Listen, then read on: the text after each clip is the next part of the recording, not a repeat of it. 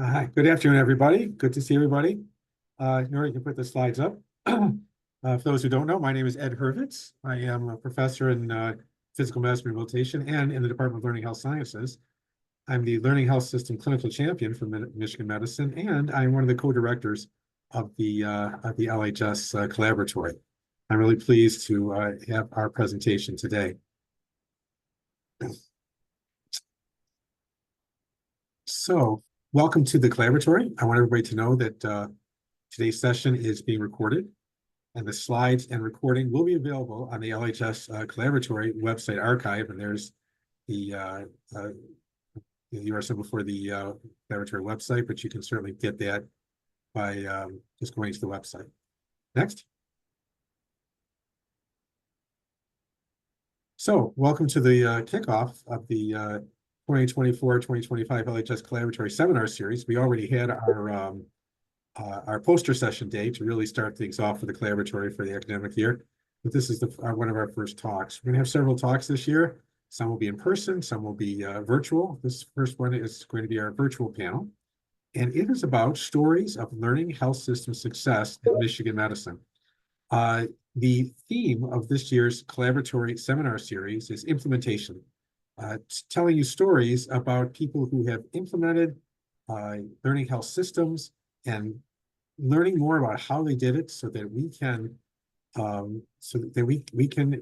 emulate that and see what more we can do to bring more learning health system projects into and learning health system culture into Michigan medicine. Next slide.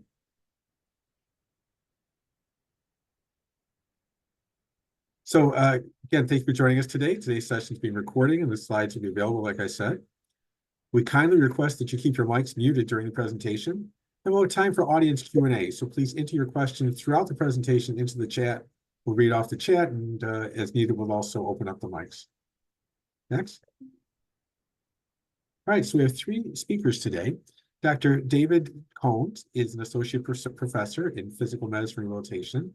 He is one of the directors of the spine program, and he'll be talking about some of the work that he's done in spine and how he's put that system together.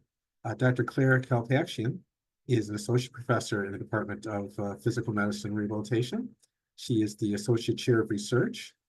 She has served as the director of learning health system projects for the department, and she's going to speak about engaging physicians in the selection of patient-centered measures. Dr. Chuck Mayo is a professor and a director of radiation oncology, informatics, and analytics. And he'll share the development of a multi-institutional cancer care LHS using the operational ontology for oncology, which is called the O3. Okay, next slide.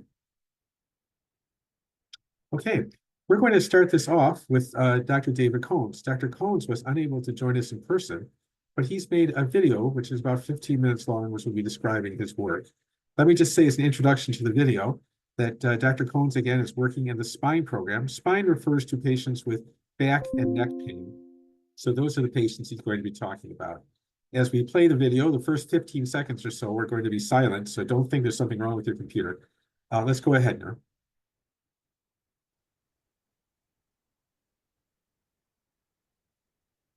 This is David Combs with Michigan Medicine Department of Physical Medicine and Rehabilitation. This is a PM&R Spine LHS overview.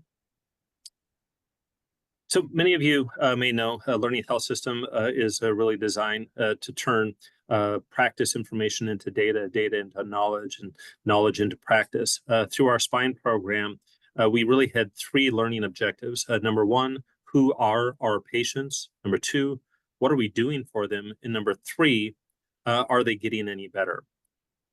As far as the data in that makes up most of our LHS, a lot of this comes from the efforts of our entire spine program, as well as a lot of the talented folks related to data analytics.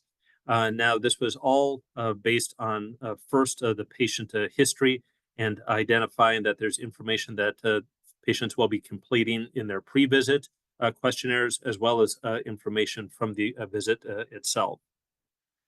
The patient experience is that they will fill out our new modified new patient intake. a fibromyalgia survey questionnaire, a Promise 29 +2, which includes 2 additional questions about cognitive function. And then for each visit, we will ask patients to complete the Promise 29 and the fibromyalgia survey.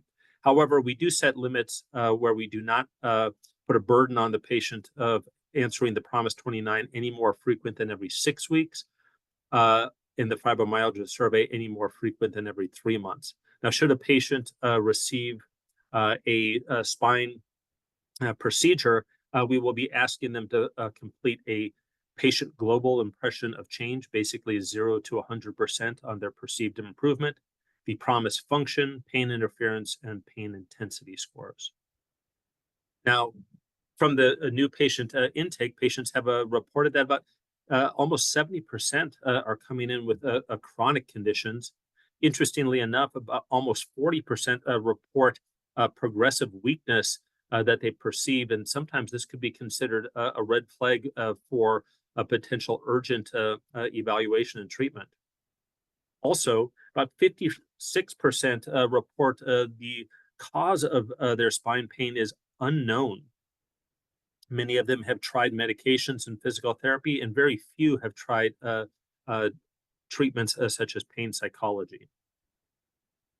What they ultimately want, some of their patient goals include discussing their treatment options, pain relief, and learning how to better manage their condition. Now, to the credit of the patient, about 75% have been compliant with completing the intake before their new visit. Moving on to tests, about 45% of the patients receive some sort of a test during their treatment in our clinic. Most X-rays or MRIs, about 10% being diagnostic of facet blocks or EMGs, and most of these tests are ordered at the first visit. Next, moving on to impression. Now, this is probably the most important thing because this really is why referring providers send patients to us, and that's why patients are there, is to get a better understanding of what we actually think. Now, 2 of the most important questions that we can ask a patient that is dealing with a pain condition is first, the duration. Is this acute versus chronic? And the location. Is this a focal or a neurologic pattern, or is this something that's more widespread? Because we clearly understand that there is a difference between an acute focal condition versus a chronic widespread condition. Now, we try to quantify the degree of widespread symptoms using the fibromyalgia survey questionnaire, which basically puts the patient's response on a 0 to 31 scale of low, medium, and high. Why that's important is because data indicates that between 30 to 40% of patients that walk through our door have research criteria for fibromyalgia, and that would be an indication that they may likely not fully benefit from a number of our peripheral-based interventions such as physical therapy, medications, injections, and even surgery. Now, the provider's experience, they get a heads up before they even walk in the room as far as the degree of widespread symptoms, as well as the different domains within the Promise 29. The one thing that we do ask of the providers under the impression is what we refer to as the LHS box. And that's an opportunity for the provider to enter in under a drop-down menu, discrete data related to duration, side, location, and diagnostic category. And this can easily be blended into the template as a paragraph. Once we've got the data in, let's take a look at it. I would have been suspecting that the most common diagnosis that we see in a spine clinic would be something related to a disc radiculopathy or possibly even arthritis, but the number one was resoundingly myofascial or muscle pain. Now, again, this is across all types of spine pain. When we select for specifically low back pain, the most common floats up to facet-mediated pain, followed shortly thereafter by, again, muscle pain. Now, similar to searching other websites for something like a used or new car, we're able to select within our tableau based on the patient's primary complaint, diagnosis, age, sex, race, marital status, and even tobacco use across a number of domains. We are also able to graphically present that related to duration as acute, acute on chronic, or chronic. Now we can auto-select specifically in this situation for neck and shoulder, myofascial or centralized / nociplastic pain in patients that are 18 or older. And we can see that some of the domains such as anxiety and depression tend to elevate in this population. Next, when it comes to treatment options for musculoskeletal and spine, there's really 4 options: therapies, medications, procedures, and finally cognitive approaches. Most patients under our treatment, about 95%, will receive a medication prescription at some point, 22% injection, and surprisingly only 12% physical therapy. Now, in addition to the physical therapy number, we were also really surprised at the low number of pain psychology, and I think that highlights one of the issues in our ability to capture all of the referrals for these 2 services. Similar, under procedures, there is a rather generic CP spine injection other order, which a lot of providers are utilizing. Now, this does not allow us to capture discrete information related to what those specific procedures are. We are looking to make adjustments so that we can better capture that information for tracking outcomes. Now, why does this all matter?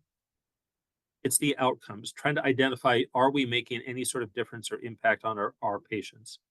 Now, we're able to track this over the course of a patient's interaction with our department as their individual visits are tracked related to their fibromyalgia score as well as their PROMIS score. We can graphically present this within MyChart using one of our synopsis tabs. Now, from a research standpoint, our spine LHS is able to efficiently gather very specific data that may have research implications. This is just an example of a wonderful study that was done here at University of Michigan with 7 very talented researchers. It took them 17 months. Using our LHS with the Tableau and the information, we can do that, could have done that same study in 4 months, or in that same 17 months, we could have collected over 2,000 different patient encounters. Another study that I conducted, including 6 researchers, took us 3.5 years to recruit for this study. We could have accomplished this in half the time, or in that same time, we could have had over 400 patients to recruit from specifically for this study. Remaining a hot topic in the management of pain is opioids. This is an older study from 2015 that identified that pain medicine, PM&R were some of the highest prescribers of opioid medications in that time frame. Now, obviously, a lot has changed since then, but we are able to actually identify the types of medications that patients are coming to us with as prescribed by other providers, and also selecting for those specifically prescribed by the PM&R provider. Now, we can look at this and identify that opioid prescribing was actually relatively low in PM&R compared to other providers. However, there were medications such as the CNS medications, which we often use for neuropathic medications, that we are more likely prescribed for our patients. We can even get a little bit more granular in taking a look at specific diagnosis. I would highlight on the left patients with acute or acute on chronic pain, many of them coming into us that have been prescribed opioids, highlighted in the red by others. However, once they come to PM&R, we tend to use a lot more neuropathic CNS medications.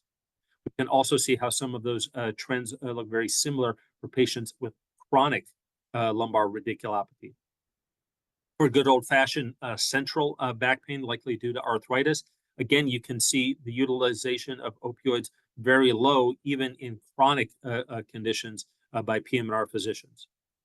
For patients with nociplastic pain, such as fibromyalgia, again, you can see that a lot of these patients are coming in already on opioids, and we see almost no opioids being prescribed by PM&R physicians for this patient population. So in summary, today we've shown a lot of descriptive analytics that provide a fairly clear picture of the past events within our clinic. We hope to continue towards more explanatory analytics to help better understanding the underlying cause and relationships. LHS data is efficient and effective way to drive clinic-based research and quality improvement. However, it's only as good as the framework for the data in and the data out. LHS data can help guide patient encounters from history to impression and quantify outcomes in spine care. Thank you, and go Blue.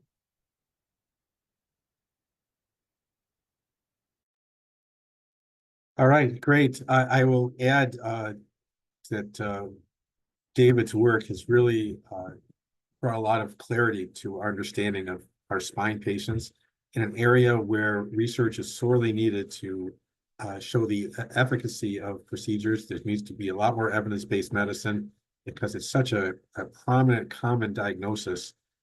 So this work can be tremendously impactful. So let's have now Dr. Claire Kalpakshian from PM&R talking about getting physician engagement.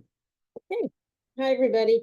I'm going to tell you a little story that precedes Dave's presentation and the process we use to engage clinicians. Those are the spine clinicians in deciding what patient-oriented outcome measures that they wanted to use in their clinic. And I'll preface this by saying none of this is rocket science, but and can be implemented. And I don't know who all's here and what you do, but you certainly can implement these things to efficiently get consensus from very busy clinicians. So I'm going to tell you a little story about how we did it. All right, well, let's see. All right, now I'm going to see if I can do my notes. Let's see. Do this.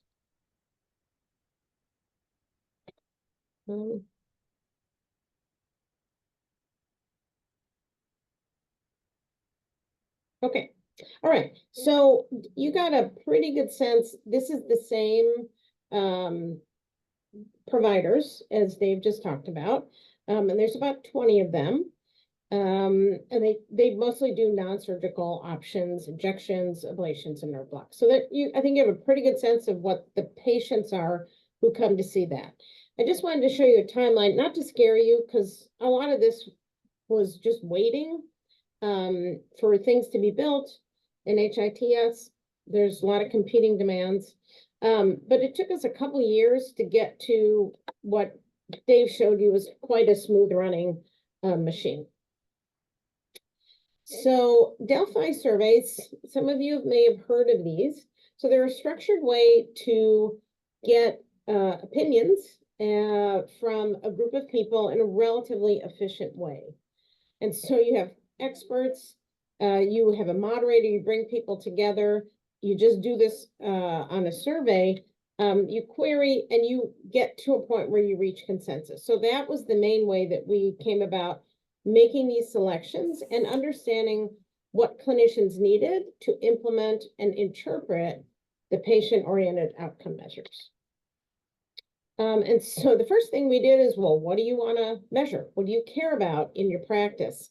And I will say, these were the topics that we talked about, that I am a little embarrassed to say that I underestimated my colleagues, that they wouldn't care about the things that they actually cared about.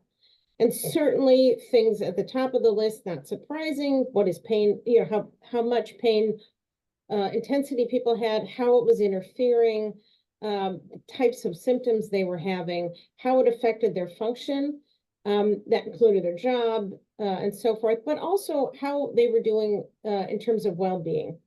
And you can see most of these topics rated on a scale of 1, not important, to 9, very important. Most of these had some degree of importance, that was a first important step. This is true, no matter what you're doing. What do you want to measure? And then you talk about, well, how are we going to measure it? So that was the second thing we did, was selecting the measures themselves. So that first, the topics, I should have mentioned, were part of a conversation. This was right before the pandemic. We all got together in a room, which was challenging to do because these are very busy clinicians. And we really talked through, what do you care about with your patients? And then we did a brief Delphi survey on those topics and got those ratings of 1 through 9. So the next thing, again, like I said, now we got to select the measures. So we knew from that conversation, these topics that are on the left, these were important topics to them. So we had them vote on this. Do you care about this topic? Yes or no? We did a lot of thumbs up, thumbs down, yes or no. It's quicker. And then we moved from the topic to the potential measure and whether that measure was what they wanted. So like I said, these were the 8 things that we asked them to vote no, yes or no on. And the magic number for consensus was 75%. So if 75% said yes, that went in this bucket, this LHS bucket of measures. And if we couldn't get to 75, then people could use them in their practice if they wanted, but it wasn't something that the entire group agreed that they would use. So one of the questions was, should pain mechanism be included in this bucket of measures? And 100% of the people said yes. Then we said, okay, there are 3 ways we could measure it. Well, there's 2 ways and then neither. And so the fibromyalgia score was selected as the top measure. And then pain detect was also offered, and only 33% said sure. So that's a no-go, off the list. So we're going to measure pain mechanism, and we're going to do it with the fibromyalgia score, which Dave talked about in his presentation. Should we understand the patient's perception of change over time? This, they mentioned, obviously, you know the ending because he already told you that they're using it, is after they've had an intervention, should we assess what they think about the change? So 87% said yes, and then the patient global impression of change score, 85% said yes, that stayed in the LHS bucket. So you can see this isn't really complicated. It's just a matter of really thinking through how to do this in an efficient way with whatever the topic is. So as I told you, we had met in January. We generated a list of topics, and then we asked the group to vote on a set of things, knowing that the Promise 29, which includes all of these constructs, would likely be the best scale. So we asked them, as a group, do you like these, there's 7 things, to understand about how your patients are doing? 93% said yes, so that's a go. Promise 29 captured all those things. 86% said yes, that goes in. So far, so good. Then we got to opioids, and this was a little trickier. So the group, we asked, do you want to assess abuse risk for opioids? And only 67% said yes. And we did a second round of surveys after we had a conversation about it.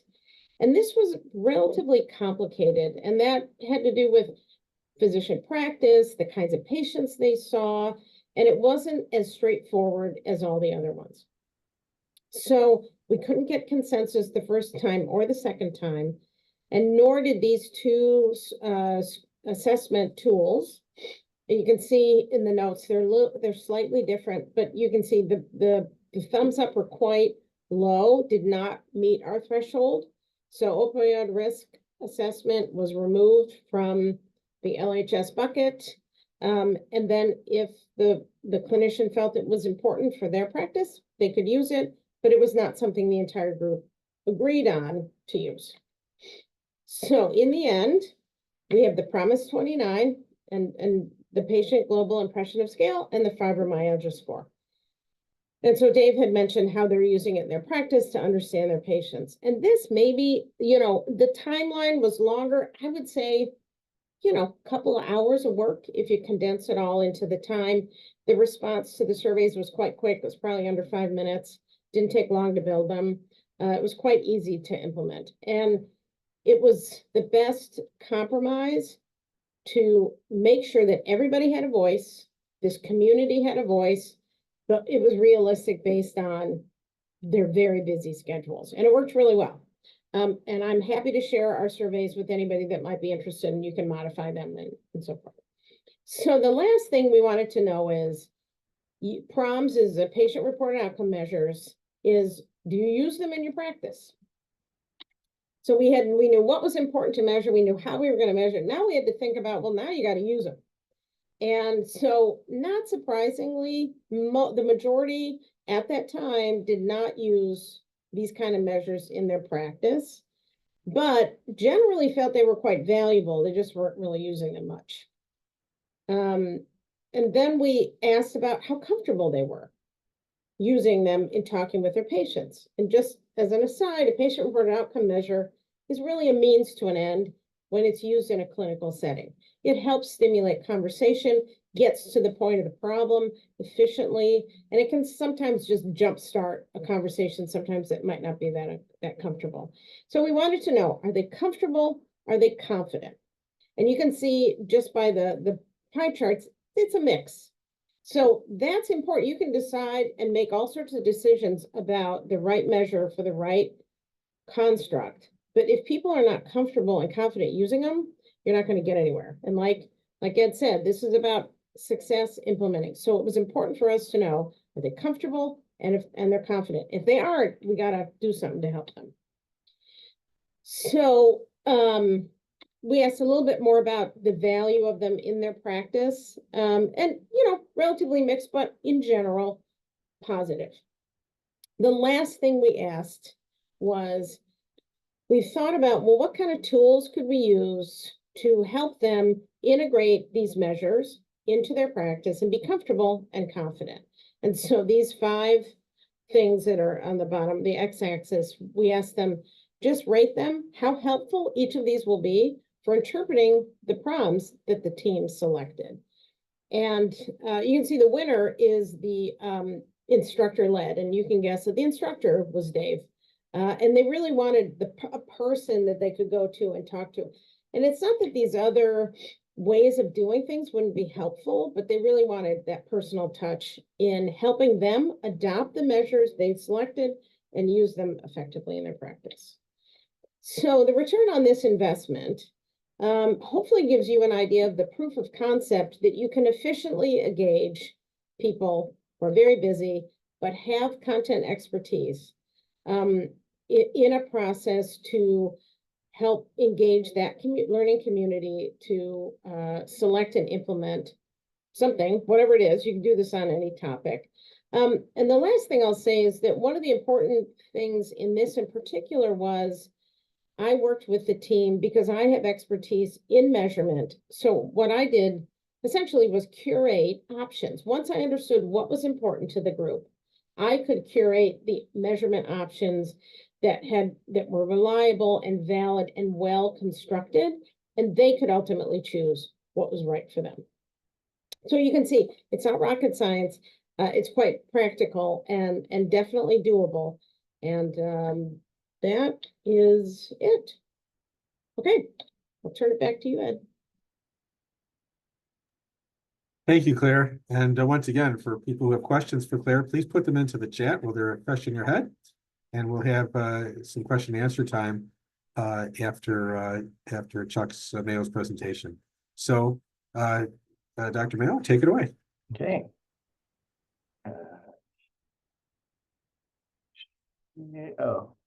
Share. Yeah. Are you able to see the screen?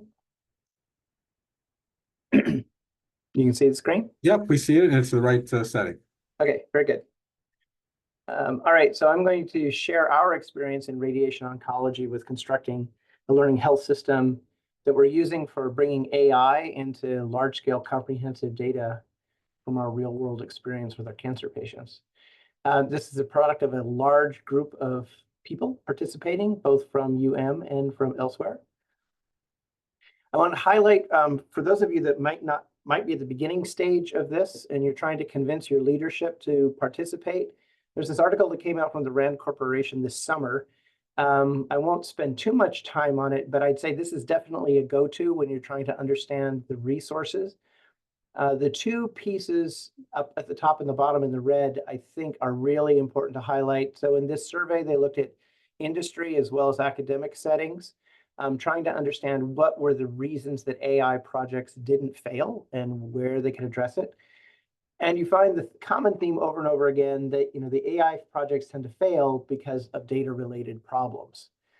And it's often the case as people are constructing these systems, they're really excited by the new shiny of technology, but they tend to fail because the projects are not really dwelling on the real world problems that need to be solved. Sometimes those are not as exciting as the technology, but having that correct focus is what really enables you to make the best use of the people who are participating and set things correctly.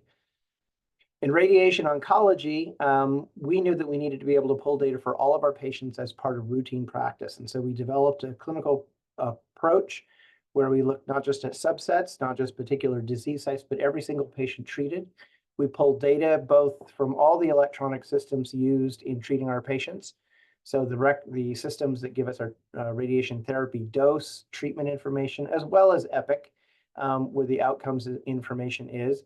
These systems pull the data every week. It's completely wiped out and refreshed so the source of truth remains the clinical system. And then we start to use that inside of machine learning, NLP, and dashboards. Our current count, about 54,000 patients in the database, millions of records on lab values, medications, treated sessions, encounters, et cetera. So this is not just radiation data, but the whole picture for what we need to understand some of these outcomes. The timeline below shows that we've been at this for quite a while, so it's about 9 years. And an important part of our experience is that we have to act both locally, so our data and our processes, but also globally, because we start to realize some of the data that we want really requires getting other institutions to work in the same direction, and standardizations. Standardization emerges as a common theme that enables the scaling of these efforts. And so you'll see that over and over again. If I look back at what has worked for us, where our effort goes, again, you'd like to think it's technology. It's mostly about clinical processes and standardizations. If we approach our clinical practice trying to be a more data-centric practice, then you say if it's worth knowing for a lot of patients, it's worth figuring out how to get this into a searchable database.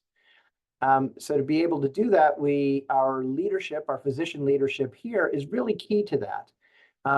This is a game of persuasion for people to be adopting the standardizations that we develop in the clinical data-centric processes.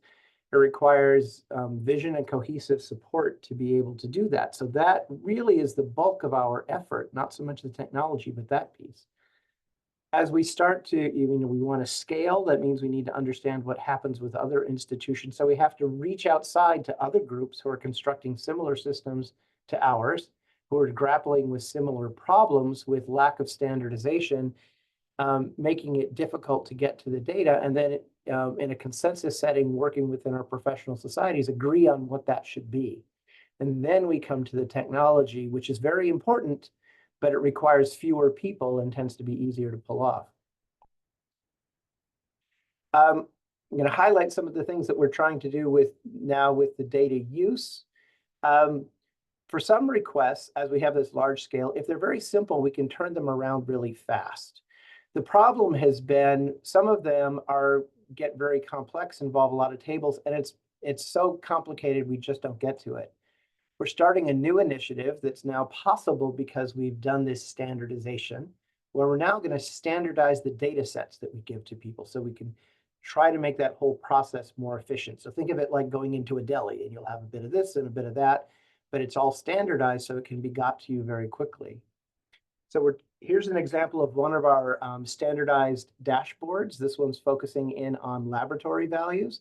So every dashboard then gives us a comprehensive information on a lot of topics for every subset. So in this case, we've got diagnosis, stage, age, sex, vital status, plus specific information. So in this case, we're looking at hematocrit levels for liver patients. We can then take this and look at distributions. And so this gives our clinicians something they can interact with to figure out, okay, here are the input parameters on the right for what we need. We can drill down, and now it becomes easy on the back end to say, okay, we can give you that data set. We know what it corresponds to.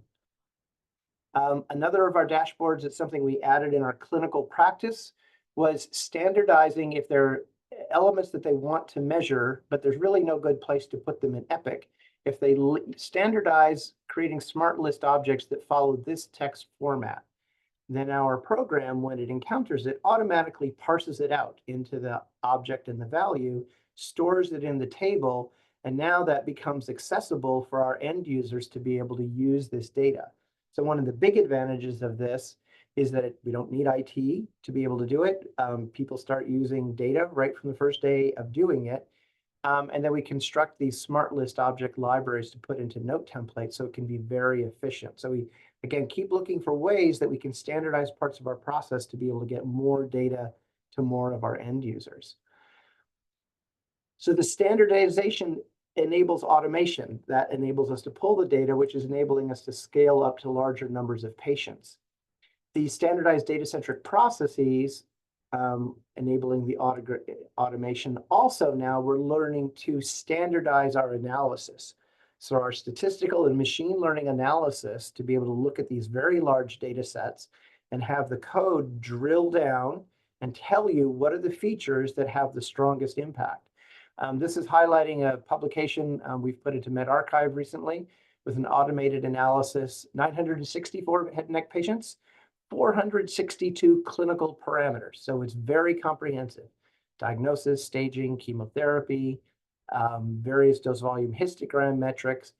The algorithm is set up to look at those that have the strongest evidence for being important and then construct models off of that. So for example, if we're looking at incidence, say, of survival, so patients not surviving more than 3 years, and in 2017, we weren't doing so well. It's been getting better. So we go here. These are other toxicities that go in. But this gave us a chance to then say, okay, let's look at all the possible things that could be that 464. What emerges from our analysis as most important? So we're using the standardization to enable the analysis with the machine learning and statistical profiling. From that, what we learn is, yes, diagnosis and staging is there. It's not so important, but the volume of that target as the patients are coming in, that really ends up being really important.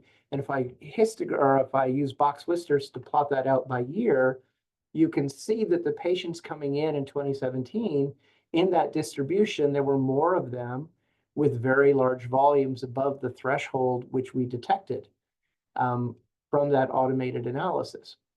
We went back and worked with our physician group, said, oh yeah, we were running a trial at that point that was focused on patients who had more advanced disease.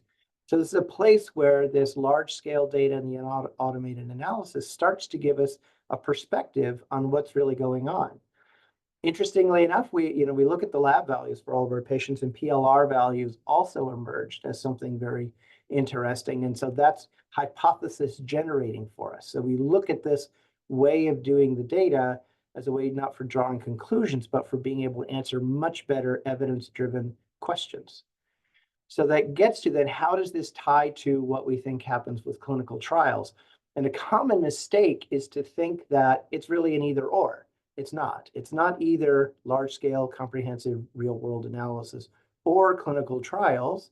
One's not replacing the other. What we're inserting here is this type of analysis being a front end. So what I've just shown you from using that large scale data, we now have hypotheses where there's a lot of data we can speak very clearly about what we think the factors are. And then that can lead to better design of clinical trials. So then you still keep your level 1 evidence, but you get better data in the front part. And then that allows you also to feed back into validation of the data. That has all been local, going larger scale and global. We work within our professional societies. You don't need to read all of these members, but the point is that it's large, comprehensive, it's multinational, multidisciplinary, designing an operational ontology for oncology, where we're defining standards for how we classify that data and how it's going to be laid out. And then we take it and create tools that other end users can use so they don't have to build everything themselves for being able to collect and gather this data. And this is now, I think, going to lay a very nice groundwork for us for going forward and doing what we're doing locally in a multi-institutional setting. We use this operational ontology coming out of these professional society efforts to work with Codex and HL7 in developing the HL7 FHIR tags that are specific to radiation oncology for treatment summary notes. This has come also into USCDI and working with our manufacturers. So again, not just here, but we go globally as well with using that. And where this is our next step that we're going is being able to do this in a multi-institutional approach. So here, we've been operating here locally with ours, but our other collaborators have their own systems. So we think these standards and the tools are going to let us create nodes that would then allow us to do federated learning. So a way of being able to combine experience for multiple institutions, respecting the ability to, their ability to keep data behind their firewalls for the things they need, but then to be able to use a standardized format for putting it into a cloud-based system for a particular study that would let us combine the data. So thank you. Hopefully I have convinced you at this point the importance of developing your standardizations locally and working outside your institutions nationally and internationally to bring all of that effort together. Thank you. Well, thank you, Chuck. Thank you very much. So we'll open up to questions, and please put questions in the chat. I'd like to start with a question that is just reverberating in my head, and that is about implementation barriers. All along the line for all the projects we've heard about, we get a certain amount of buy-in. Claire, you talked about 75%, 80% of people, but then there's 20% of the people that didn't vote yes for the measure. What are some of the implementation mechanisms that have been used to get people to be entering the data and to keep it up and to keep the high quality data? I wonder if each of you could comment on that. Well, I'll say for us, the carrot, you get carrots and sticks. Mostly the only thing you can really control are carrots. And so things like our dashboards for pulling the data back, that data is only going to be useful to them if they participate in putting it in with that standardized way. And so we're hoping by doing that, we give them a benefit that ends up being persuasive. Mm-hmm. Yeah, I think the getting people on board takes a little time. And I think also showing the value of doing this, like, why should I bother? So there's, I think, inevitably a lag between implementing it day one and like adoption and embracement's not a word, but embracing it. And that usually is going to come as its utility becomes clear, whether that's for QI or research or just knowing more about your patients. So I think just that's a good segue to Josh. You had a question in the chat about Dave's presentation. And one thing, and it's not a complicated thing, but in understanding more about their patients, because now I think when he showed you numbers, now they're about 4,000 patients, the majority having a condition that wasn't actually understood when you're just like anecdotal and you're just seeing that, you're not really looking at it in aggregate, change the way they train the residents, because they realized that the majority of patients, or a big component of patients, were coming with a condition that their training actually that wasn't quite aligned. So that's a very practical and straightforward consequence of understanding the data, to which everybody eventually has been contributing. I think there's maybe one or two people that are like, meh, I just lost my train of thought. But that once it is embraced and is producing good data, then it becomes very practical what it can change about practice. Great. Again, people any questions, please put them in the chat, or if you want to raise your hand, I can recognize you to speak. I'd also like to know about the process for sharing data. Chuck, you talked somewhat about it with the tables being available, but are there times where the groups get together and talk about the tables and actually have conversations about what they mean and how they affect practice? Claire, I don't know if we were to that point yet with spine, but if each of you could comment on that about how do we get to that knowledge to the practice, knowledge to practice piece. Yeah, that is a great point, and it's one we've struggled with. The thing that has been most successful is as I've been able to recruit other people who are, they're fundamentally clinical, but they're querying the data.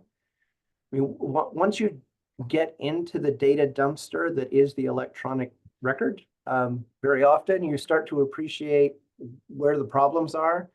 It's hard to explain them to people until you start getting enough people doing it, and then it's more persuasive. And so the quality of all those conversations has increased as we've had clinical faculty who maybe they don't have to do everything, but they do enough that they start to say, I see why not having this connection would get us into trouble. And then they're able to persuade their colleagues. So I think there's a critical mass of people that you need who at least have enough of it to be persuasive for everyone else. Yeah, same. I think and also because all our data, and Chuck helped us in the very beginning with doing smart data elements and not having to go through hits so that the clinicians could decide.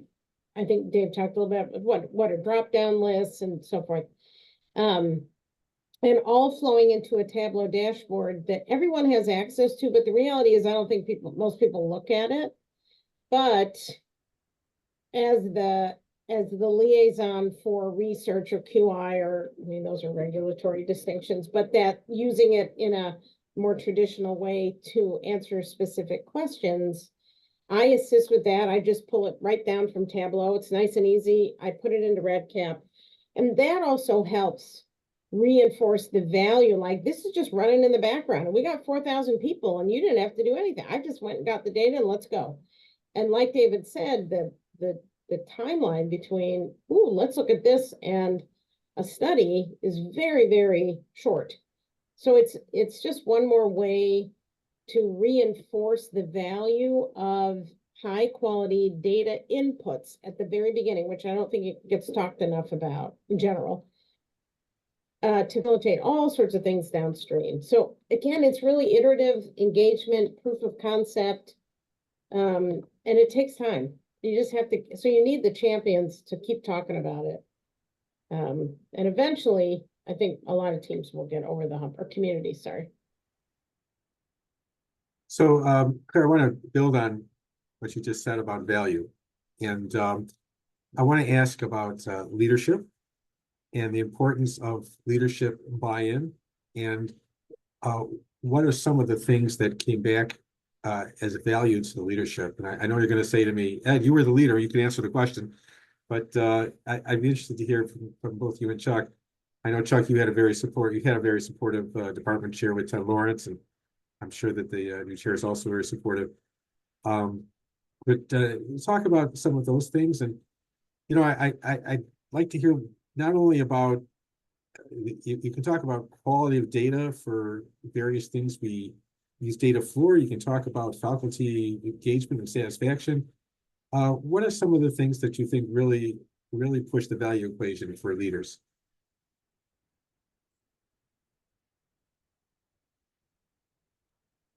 That is a really good question. Of course, it depends on your departmental prioritizations and the things like some of the questions that I get that I think are most persuasive are about practice metrics. How many patients did we treat? How did we divide it up? The reports to the state. We start making it easier to get those counts, and those counts end up being in your department control, not what, sometimes HITS gives you a count it's not really clear what they're counting because it doesn't Mhm. agree with what your clinicians are saying the count should be. So that definitely is persuasive. It's been persuasive when we've looked at opening new centers and we can look at geography and see where our patients are coming from. A smaller percentage of our faculty is engaged in active research, and for them, I think it's compelling when they can quickly get a data set. Mhm. But it really requires an understanding, what is it that they need most, and how do we get the data to them to pull it off? Mhm. And I think the other aspect of leadership is that of setting the priority or the tone for that really understanding who our patients are, just like Dave said, who are they? What are we doing? Are they getting better? This is especially challenging in PM&R as we have such a diverse set of clinics and patients and so forth. But and I think that culture change takes a very long time of this is how we do things. We generate evidence right, in our care. Every moment we see patients, that evidence is generating. And that, I think the leadership, that's a really important, maybe not the pragmatics, but like, this is the way we're going to do things. This is our culture. We don't take, I'm exaggerating, make a point. Stab in the dark, looks like it's good enough, blah, blah, blah. Like we rely on evidence and we generate it and we use it. And that is not, I mean, I think that we're not quite there yet, just in general, but that's probably the most important role of leadership, whether it's chairs or deans. And then certainly to enable the day-to-day practice of it and resources. And then, I think those are the two most important things that power this way of doing business. I'll pick up on that with, hearkening back to that Rand Corporation article of where the leadership goes wrong. So when leadership thinks the answer is spend money on a product to do this, that's really, that underlying technology is the answer. And as Claire's pointing out, culture and getting the data in, that's key. It requires longer term effort. So helping those leaders understand, that just writing the check isn't going to get you there. There's more to it that's needed. If I could jump in with a comment, thanks everybody for these great presentations and this really terrific discussion. The more I think about learning health systems, and it really goes along with what you all have been saying about culture and leadership, is that everybody gets involved in a project. It really doesn't work if it comes strictly from the top or comes strictly from the bottom. It sort of happens everywhere. And from that omnipresence, as these projects mature, they gather strength. And what we've seen here at Michigan is a gradual process. And as I think Claire was just saying, this is really the long game. This is not a quick fix. And but what you get in return from playing the long game is a lot of strength and durability of what it is that you've put in place. As happened here, the leaders take notice. And they take notice and they see what's happening and they support it in their own way. But leaders come and leaders go. What persists is the culture change. What persists is the strength of the infrastructures that are put in place. It's not a quick fix, but it but it lasts. And I think that's what we've been doing here. And I think it's something we all should be proud of. Chuck, Claire, others, many others. It's grown over time and it's gotten stronger. Great, thanks, Chuck. No, I just wanted to add in terms of value that one of the biggest issues sitting on the desk of our deans, our presidents, our leaders is burnout. This is a big term. Our Medicine in Michigan Art magazine had this big article on burnout recently. And the question I think we have to ask ourselves is if we move toward more data-driven care and LHS methodologies, are we going to be helping burnout or increasing burnout? I have found that the use of these methodologies has decreased some of the charting that I have to do, which is like a magical thing to say if you're a clinician. It's gives more meaning to the work that we do. So people talk about burnout related to their workload. They talk about burnout related to the meaning of what they're doing. I think the LHS methodology can really help in both those areas. Well, Chuck and Claire, I can't thank you enough. This has been a great, really interesting presentation. Noor, I'm going to ask you to put up the last couple of slides.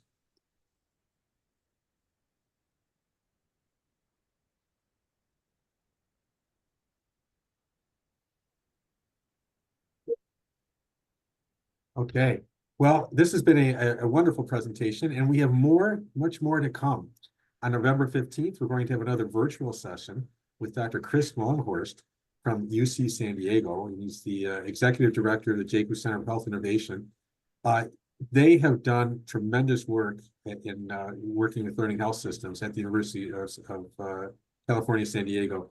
And Chris is going to tell us about the lessons learned, and I'm very excited to be hearing about that. Next. On December 17th, we're going to have the Michigan Medicine Clinical Implementation Panel. This will be an in-person event. And we're going to have 3 of the top officers of Michigan Medicine that are involved with data, analytics, quality of care, patient satisfaction, as you see listed there. Dr. Rosenberg, the Chief Information Officer, Dr. Watts, the Chief Quality Officer, and Nicole Templeton, the Patient Safety Officer.